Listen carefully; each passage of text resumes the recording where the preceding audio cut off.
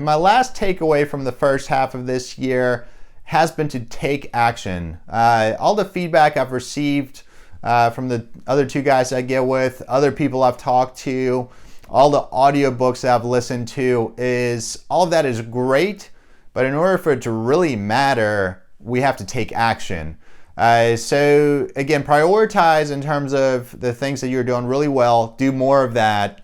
Think about the things that you're not doing so well, see if you can improve them, or if you just need to eliminate certain activities from your daily to-do list, and see again to free up time to be able to drive both your business as well as your personal life forward, but you got to make the concerted effort to take action.